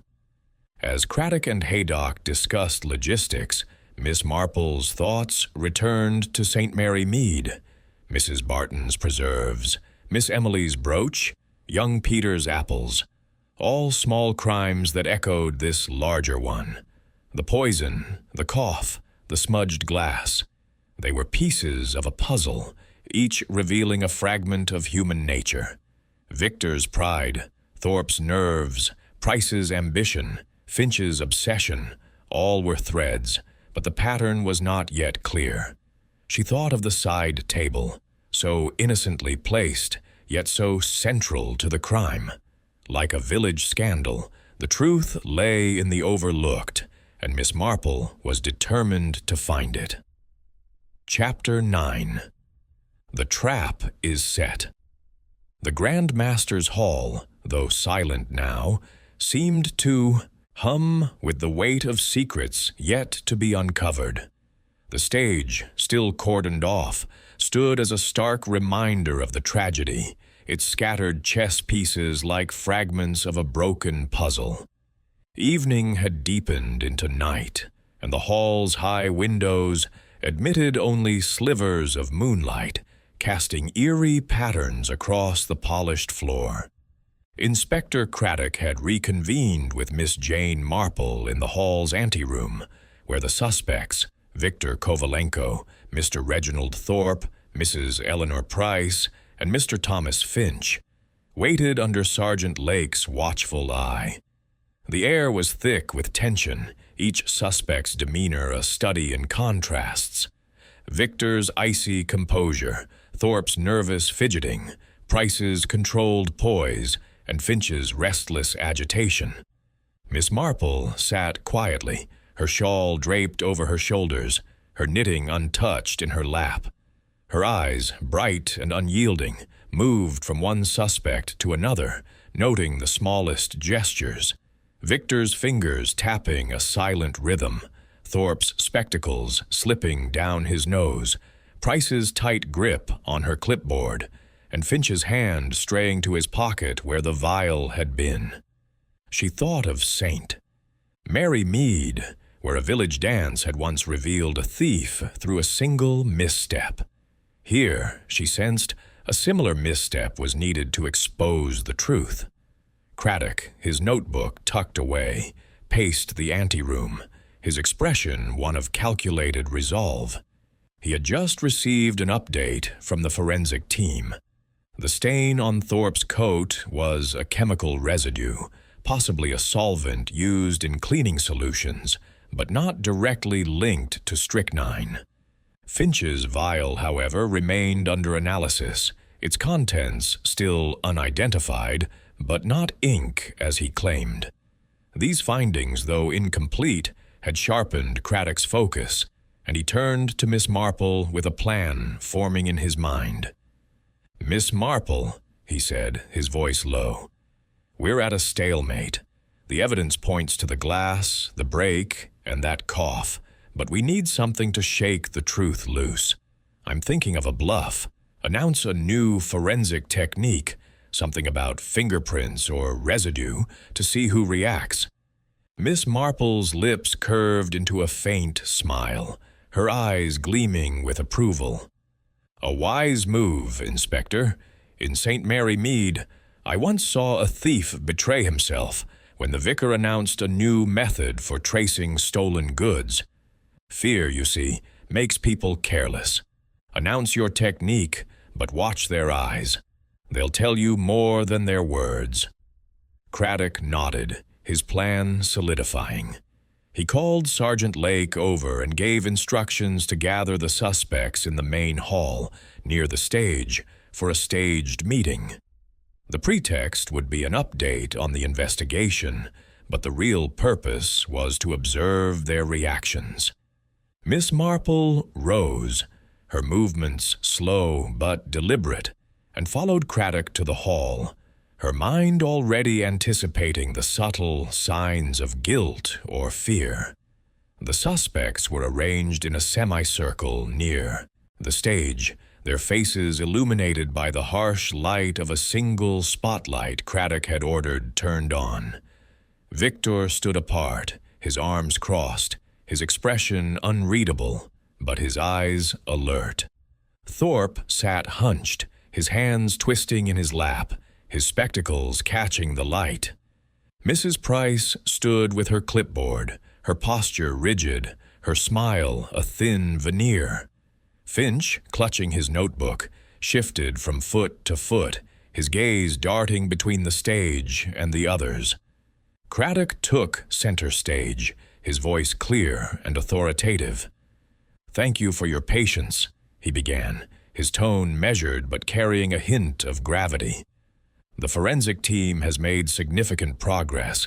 We've developed a new technique for analyzing fingerprints and chemical residues, particularly on glass surfaces. It's highly sensitive, able to detect even the faintest traces of contact. We're applying it to Sir Henry's glass and the items on the side table. We expect results imminently. Miss Marple, standing near the back, watched the suspects closely. Victor's fingers paused their tapping, his jaw tightening almost imperceptibly. Thorpe's hands froze, his spectacles slipping as he fumbled to adjust them, his face paling. Mrs. Price's smile faltered, her eyes darting to the side table before she regained her composure. Finch, however, reacted most visibly. His notebook slipped from his grasp, clattering to the floor, and he bent to retrieve it with a muttered apology, his hands trembling. Miss Marple's needles, though still, seemed to hum with her thoughts. She recalled a saint, Mary Mead Gardner, Mr. Travers, who dropped a trowel when confronted with a false claim about stolen seeds. The drop, she knew, was not just clumsiness, but a sign of fear. Finch's reaction was telling, but so were the subtler responses of the others. Victor's pause suggested calculation, Thorpe's pallor hinted at panic, and Price's glance betrayed knowledge. The trap, she sensed, had stirred the board. Craddock continued, his voice steady. This technique will tell us not only who touched the glass, but when and with what. We're also re-examining the side table, where the spare glasses were kept. If anyone handled them during the break, we'll know. Thorpe's hands resumed their restless twisting, and he mopped his brow with a handkerchief, his coat now conspicuously clean. Miss Marple noted the absence of the stained cuff, as if he had taken steps to erase evidence. Mrs. Price's grip on her clipboard tightened, her knuckles whitening, and she glanced briefly at Victor, a look so fleeting it might have gone unnoticed. Victor's eyes remained fixed on Craddock, but his fingers resumed their tapping, faster now. Finch, still clutching his retrieved notebook, excused himself abruptly, claiming a sudden need for air. Sergeant Lake, at Craddock's nod, followed him discreetly. Miss Marple's eyes gleamed. "Fear betrays the guilty, Inspector," she murmured, low, enough for only Craddock to hear. "Mr. Finch's reaction is the loudest, but don't overlook the others. Mrs. Price's glance at the side table, Mr. Thorpe's clean coat, Mr. Kovalenko's sudden stillness. They all speak volumes." Craddock nodded, his expression grim. "I saw it. Finch is rattled, but Price and Thorpe aren't as calm as they'd like us to think. Kovalenko's holding steady, but that pause when I mentioned the glass, he's calculating." Miss Marple inclined her head. "In St. Mary Mead, I once saw a woman betray her guilt by polishing a silver tray too thoroughly, trying to erase a mark she thought incriminating. Mr. Thorpe's clean coat is much the same. And Mrs. Price's glance. She knows something about that table. As for Mr. Finch, his notebook may hold the key, not just to his obsession, but to what he saw." Craddock made a note, his pen moving swiftly. "Lake's keeping an eye on Finch. I'll have the team recheck the side table for prints, focusing on the spare glasses. And I'll get that notebook from Finch. He's too attached to it for it to be innocent." Miss Marple's smile was gentle but knowing. "Be gentle with him, Inspector. He's a man driven by devotion, but devotion can blind as well as reveal. In my village, young Miss Emily kept a diary that exposed her brother's theft, not because she meant to, but because she wrote what she saw. Mr. Finch's sketches may do the same." Craddock glanced at the suspects, now dispersing under Lake's supervision. "We're close, Miss Marple. This bluff has them on edge. One of them will crack soon." Miss Marple's eyes twinkled. "Oh yes, Inspector. The truth is like a loose thread. One tug, and the whole fabric unravels. We need only find the right thread." As Craddock moved to confer with Lake, Miss Marple's thoughts returned to the stage, to the smudged glass, and the cough that had punctuated the break. The trap had been set, and the suspects' reactions were pieces moving into place. Victor's pride, Thorpe's nerves, Price's ambition, Finch's obsession. Each was a move in this deadly game, and Miss Marple was determined to see it through to checkmate. Chapter 10. The Confrontation. The Grand Master's Hall, bathed in the cold light of early morning, seemed to hold its secrets more tightly than ever.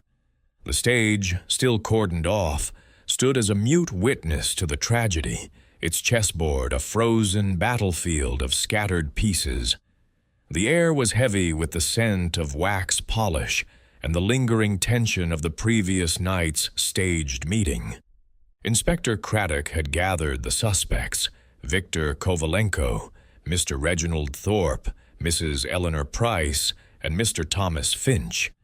Once more in the main hall, their faces etched with varying degrees of unease.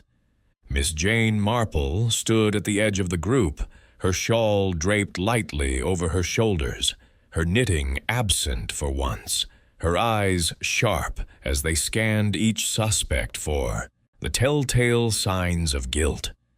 Craddock had chosen the hall's center for this confrontation, the spotlight now softened to avoid the harsh glare of the previous evening. The suspects stood in a loose semicircle, their postures revealing their states of mind. Victor's arms crossed, his face a mask of icy control. Thorpe hunched, his hands fidgeting with his now clean coat. Mrs. Price, rigid, her clipboard a shield of authority, and Finch clutching his notebook, his eyes darting nervously. Sergeant Lake stood by the stage, his presence a quiet reminder of the police's vigilance. Craddock began, his voice steady, but carrying a weight that silenced the room. "We've made significant progress in our investigation," he said, his eyes moving from one suspect to another. "The forensic team has confirmed that the poison, strychnine, was applied to the rim of Sir Henry Blackwood's glass during the break. The smudge on the glass matches a chemical residue found elsewhere, and our new fingerprint technique has narrowed the field. We know who touched that glass." Miss Marple watched closely, her mind attuned to the subtlest reactions. Victor's jaw tightened, his fingers stilling for a moment. Thorpe's spectacles slipped, his hand trembling as he adjusted them. Mrs. Price's smile faltered, her eyes flicking to the side table. Finch's grip on his notebook tightened, his face paling as he shifted his weight. The bluff, she noted, was working, stirring the board like a well-placed chess move. Craddock continued, his tone deliberate. "We've also identified a residue on the side table, where the spare glasses were kept. It matches a substance used in chessboard polish, a rare compound accessible only to players and officials. This narrows our focus considerably." Miss Marple's lips pursed slightly. She recalled a saint. Mary Mead incident where Mrs. Hargreaves, desperate to hide a theft, had polished a silver tray to erase fingerprints, only to leave a telltale smear of cleaning fluid. The chessboard polish was a crucial clue, tying the crime to someone with intimate knowledge of the game's tools. She thought of Victor, who had admitted to polishing his board before the match, and Thorpe, whose role as referee gave him access to the same supplies. Craddock's eyes fixed on Victor. "Mr. Kovalenko, You mentioned polishing your board before the match. Did you handle the polish yourself? Victor's composure held, but his voice was tight. Yes, Inspector. I cleaned my board, as I always do. It's a ritual. But I didn't touch Sir Henry's glass. I had no reason to. Miss Marple noted the faint tremor in his voice, a crack in his otherwise flawless facade. She thought of Mr. Simmons, the St. Mary Mead grocer, who had maintained a similar calm when accused of tampering with scales, only to falter when pressed on specifics. Victor's ritual, she suspected, might conceal more than it revealed. Craddock turned to Thorpe. Mr. Thorpe, your coat had a chemical stain, possibly a solvent. You claimed it was ink, but tests suggest otherwise. Care to explain? Thorpe's hands twisted, his face ashen. I don't know, Inspector. I must have spilled something while tutoring. I'm not a chemist. I didn't touch the glass, I swear. Miss Marple's eyes narrowed. Thorpe's denial was fervent, but his clean coat suggested an attempt to erase evidence. She recalled Mr. Clements, the schoolmaster, who had scrubbed his hands raw to hide a stain that later proved innocent. Was Thorpe's panic guilt, or merely fear of being implicated? Craddock shifted to Mrs. Price. You inspected the stage before the match, Mrs. Price. You had access to the side table and the glasses. Did you handle the polish or any cleaning supplies? Mrs. Price's smile was tight, her voice controlled. I oversaw the setup, Inspector, but I didn't handle any polish. My volunteers cleaned the boards earlier in the day. I was too busy ensuring everything ran smoothly. Miss Marple's thoughts turned to Mrs. Eldridge, whose meticulous planning of the village fete had masked a desperate act to protect her reputation. Mrs. Price's authority gave her opportunity, but her glance at the side table suggested knowledge she wasn't sharing. Finally, Craddock addressed Finch. Mr. Finch, your vial is still under analysis, but it's not ink, and your notebook contains sketches of Sir Henry, some from the day of the match. You were watching closely. Did you see anyone near the glass during the break? Finch's face crumpled, his notebook trembling in his hands. I was writing, Inspector. I saw Mr. Thorpe at the clock, Mrs. Price with her clipboard. I didn't see anything suspicious. I loved Sir Henry. Miss Marple's gaze lingered on Finch. His devotion was palpable, but so was his fear. She thought of Miss Paulet, whose obsession with a neighbor had led her to keep secrets that unraveled a crime. Finch's notebook, she suspected, held more than sketches. It held observations.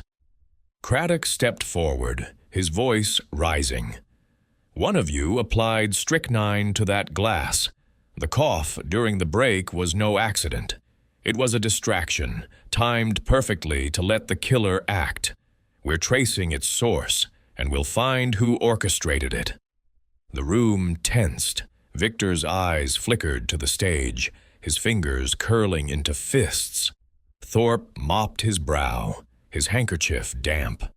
Mrs. Price's clipboard slipped slightly, her composure cracking. Finch's notebook fell to the floor again, and as he bent to retrieve it, Miss Marple caught a glimpse of a page, a sketch of Sir Henry drinking, with a note scrawled beside it. Break, cough, glass.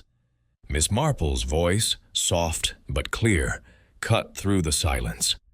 Inspector, might I suggest you examine Mr. Finch's notebook more closely? The page he just dropped. It seems to capture the moment of the break. Craddock's eyes sharpened, and he gestured to Lake, who retrieved the notebook from Finch's trembling hands. Flipping to the page, Craddock read aloud. Break, cough, glass. VK adjusts his side. T at clock, P near table. Finch stammered. It's just notes. I write what I see. Craddock's gaze turned to Victor. "You adjusted your side of the table during the break, Mr. Kovalenko. What were you doing?" Victor's composure faltered, his voice sharp. "I moved my glass, Inspector. It was in my way. I didn't touch his." Miss Marple stepped forward, her tone gentle but piercing.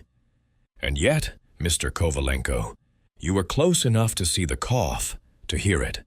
In St. Mary Mead, a man once orchestrated a distraction to hide a theft. That cough, I believe, was your doing." Victor's eyes widened, his mask slipping. "You're accusing me? I had no reason to kill him. I was winning." Miss Marple's smile was serene but unyielding. "Winning, perhaps, but not secure. In my village, pride drove a man to ruin another's reputation. Your loss to Sir Henry in Prague cost you dearly. A victory here wasn't enough. You needed certainty." Craddock seized the moment. "We're testing for your prints on the glass, Kovalenko, and we're tracing the cough to its source. If you arranged it, we'll know." Victor's face crumpled, his voice breaking. I only meant to make him ill.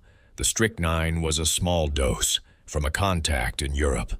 I paid a man in the audience to cough, to distract. I didn't mean for him to die." The room fell silent, the confession hanging like a checkmate. Miss Marple's eyes gleamed with quiet satisfaction, the puzzle nearly complete. Chapter 11. The Confession. The Grand Master's hall, bathed in the pale light of dawn, seemed to exhale as Victor Kovalenko's confession hung in the air, a checkmate that silenced the room. The stage, still cordoned off, stood as a grim backdrop, its scattered chess pieces a mute testament to the tragedy that had unfolded. The suspects, Mr. Reginald Thorpe, Mrs. Eleanor Price, and Mr. Thomas Finch, stood frozen, their faces a mix of shock and relief, as if the weight of suspicion had shifted irrevocably. Inspector Craddock, his notebook now closed, fixed his gaze on Victor, his calm authority unshaken by the sudden unraveling of the case. Miss Jane Marple, standing quietly at the edge of the group, her shawl draped over her shoulders, observed with her characteristic serenity, her eyes gleaming with the quiet triumph of a puzzle solved. Victor's composure, so carefully maintained throughout the investigation, had crumbled. His angular face was pale, his hands trembling as they clutched the edge of his chair. "I didn't mean for him to die," he repeated, his voice hoarse, his Ukrainian accent more pronounced in his distress. "It was supposed to be a small dose, just enough to make him ill, to withdraw from the match. I needed the win, Inspector. You don't understand what Prague cost me." Craddock's voice was steady, but there was a hardness in his tone. "Prague? Explain yourself, Mr. Kovalenko." Victor's eyes darted to the stage, then back to Craddock, as if seeking an escape that no longer existed. 2 years ago, Sir Henry defeated me in the final round. It was a public humiliation. My sponsors withdrew, my ranking fell. I was a prodigy, but after that I was nothing. This tournament was my chance to reclaim my place, to prove I was better. But Sir Henry, he was too strong. I couldn't risk losing again. Miss Marple's lips pursed slightly, her mind drifting to St. Mary Mead, where pride had driven Mr. Grayson, the merchant, to sabotage a rival's goods to secure his own success. Victor's motive was clear, but the method, poison, a coward's weapon, surprised her. She had expected calculation from him, but not such desperation. She noted his hands, no longer steady, and the way his eyes avoided the chessboard, as if it accused him. Craddock stepped closer, his voice unrelenting. "So you poisoned Sir Henry's glass. How did you get the strychnine?" Victor swallowed hard, his gaze dropping to the floor. "A contact in Europe, a chemist I met during a tournament. He supplied it, said it would be untraceable in small doses. I diluted it, applied it to the rim during the break. The cough was planned. A man in the audience, paid to distract. I thought no one would notice." Miss Marple's eyes narrowed, her thoughts turning to the cough, that critical moment of distraction. She recalled young Peter in her village, who had orchestrated a spill of apples to cover a theft, a simple act that had unraveled a larger crime. Victor's paid accomplice was a loose thread, and she made a mental note to suggest Craddock pursue him, for he might reveal more about Victor's planning. Craddock's pen was still, his focus absolute. "You applied the poison during the break, when Sir Henry was distracted. How did you ensure it was his glass?" Victor's voice was barely a whisper. "I watched him. He always placed his glass to the right of the clock, a habit from years of play. Mine was to the left. It was easy to dab the rim with a cloth, just a quick motion while Thorpe was at the clock and the crowd was moving." Miss Marple's gaze shifted to Thorpe, whose face was ashen, his hands twisting his handkerchief. His proximity to the table during the break, she thought, had made him a convenient distraction for Victor, perhaps unwittingly. She recalled Mr. Clements, the St. Mary Mead schoolmaster, who had been blamed for a theft he merely witnessed, his nerves betraying his innocence. Thorpe's agitation, she suspected, stemmed from fear of being implicated, not guilt. Craddock turned to the other suspects, his voice firm. "Does anyone have anything to add? Mr. Thorpe, you were at the clock. Did you see Mr. Kovalenko near Sir Henry's glass?" Thorpe's spectacles slipped, his voice trembling. I was focused on the clock, Inspector.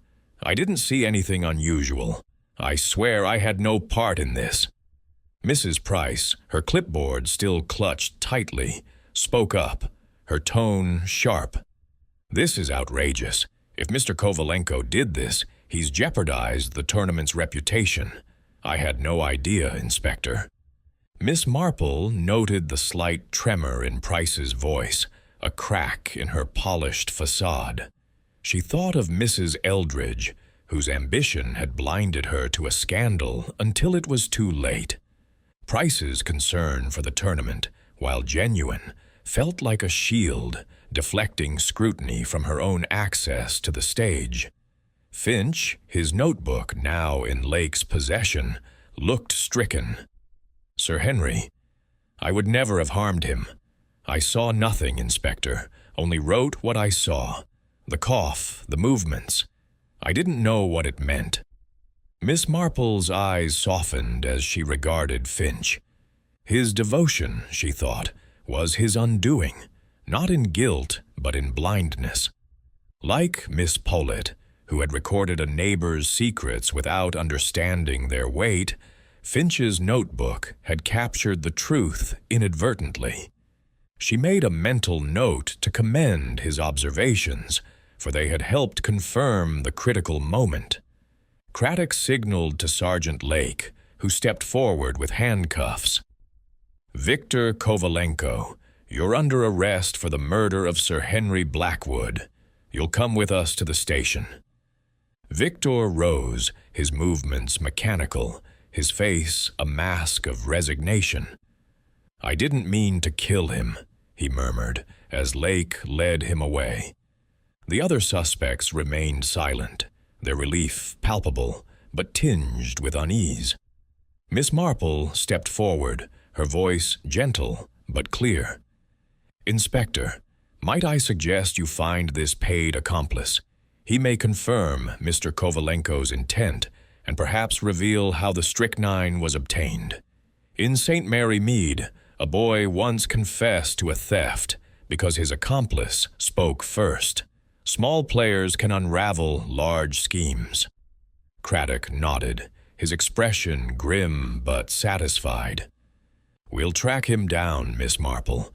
The audience list is being checked, and we'll find who coughed. This case is nearly closed, thanks to you." Miss Marple's smile was modest, her eyes twinkling. "Oh, I merely observe, Inspector. People, you know, are much like chess pieces.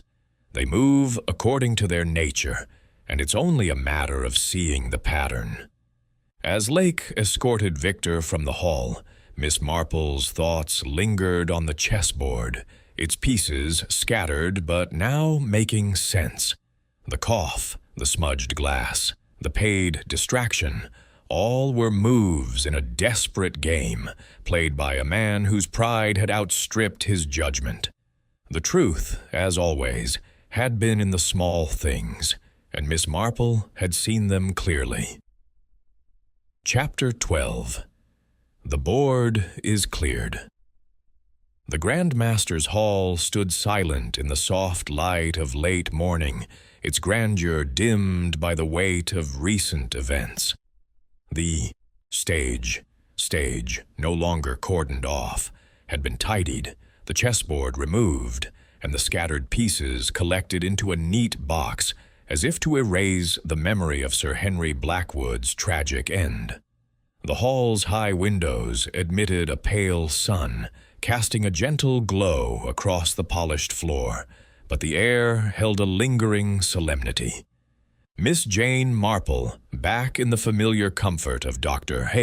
Haydock's parlor in St. Mary Mead, sat by the fire. Her knitting resumed at last.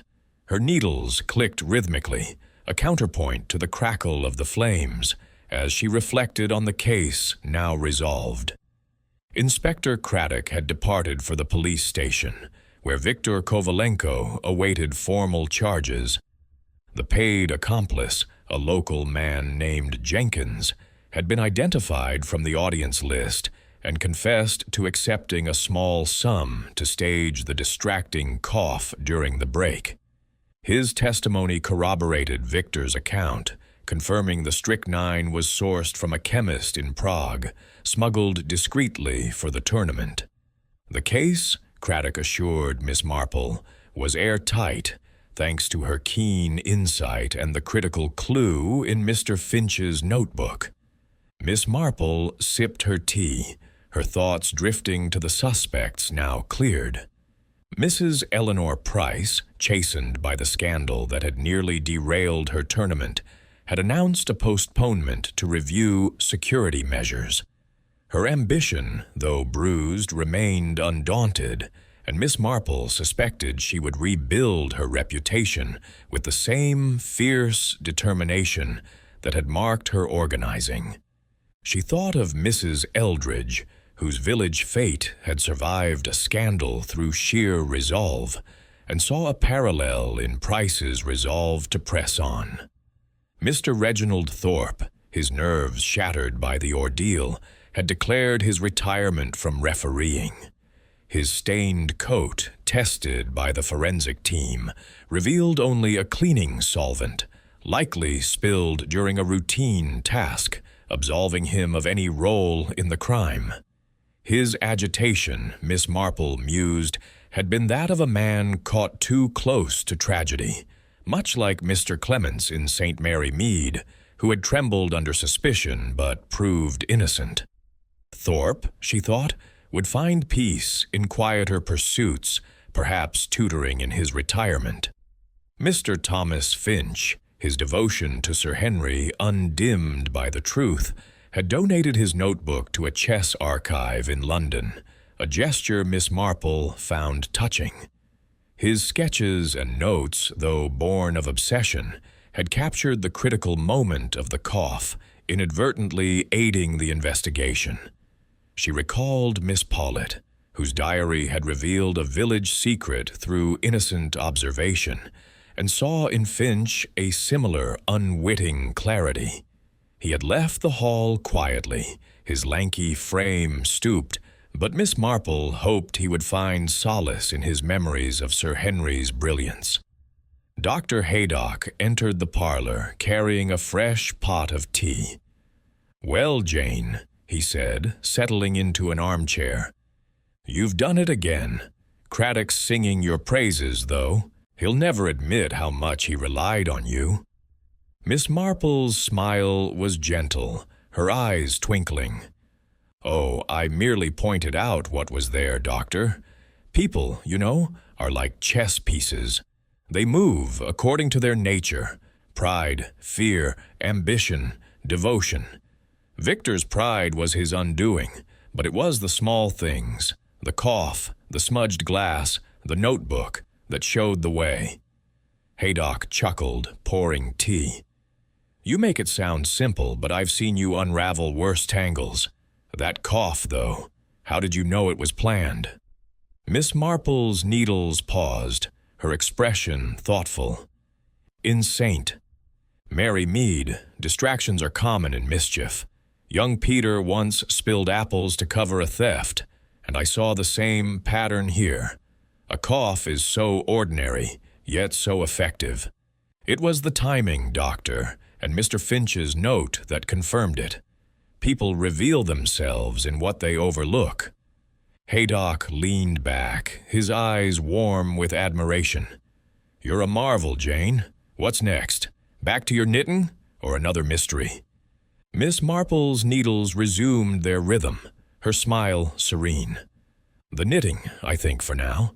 But life, like chess, has a way of presenting new moves.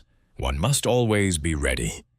As the fire crackled, Miss Marple's thoughts lingered on the Grand Master's hall, its stage now cleared, its game concluded. Victor's pride had led to a fatal miscalculation, but the truth, as always, had emerged from the shadows of human nature. In St. Mary Mead, or a grand hall, Miss Marple knew the smallest details, smudges, coughs, nervous glances, were the keys to unlocking even the darkest puzzles. The board was clear, and she was content.